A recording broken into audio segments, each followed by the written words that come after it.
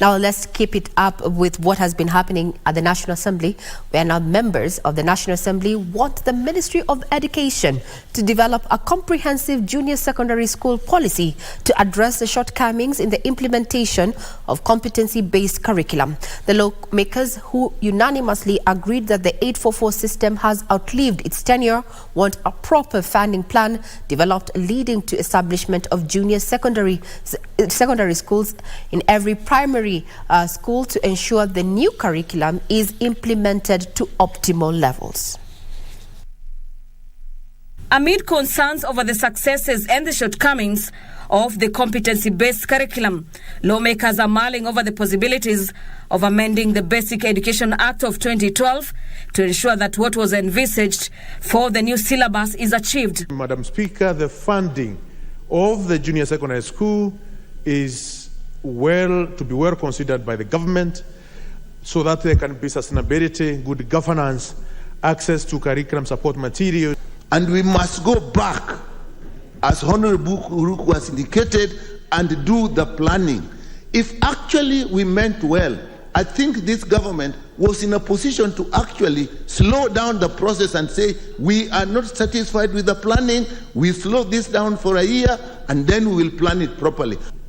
It appears that every day the executive is taken by surprise. We've not put enough into the planning of this very well, if implemented, system that will change the life of our nation. While debating a motion sponsored by Mbeere North Member of Parliament Geoffrey Ruku on developing policies and adequate funding for junior secondary schools, lawmakers argued that the rollout of the new curriculum was hurriedly done and hence the need to reevaluate its implementation.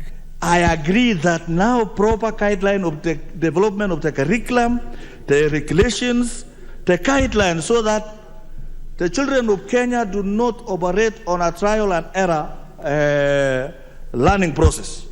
The legislators want the Minister of Education to ensure that each primary school has a junior secondary to avoid situations where learners travel long distances to school. We come up with a better arrangement on how we are going to fund these JSS schools or the primary schools that we had, so that our students can stop traveling long distances to access very basic education in other areas. In the next year, the children who are in the junior secondary must be leaving the junior secondary to another pathways.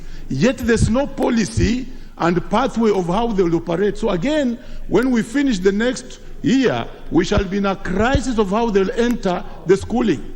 According to the lawmakers, classrooms previously used by standard 7 and 8 pupils are underutilized. MPs further want primary school teachers trained to teach junior secondary subjects. Being subjected to a very difficult situation, having forced to teach subjects that you are not professionally trained for. It is frustrating, it is belittling, it is demoralizing, just to mention the list. So if the teacher is demotivated, it is one teacher teaching all the subjects. What is the quality? The development comes even as the Teacher Service Commission seeks to employ 20,000 tutors to address the teacher shortage in junior secondary schools.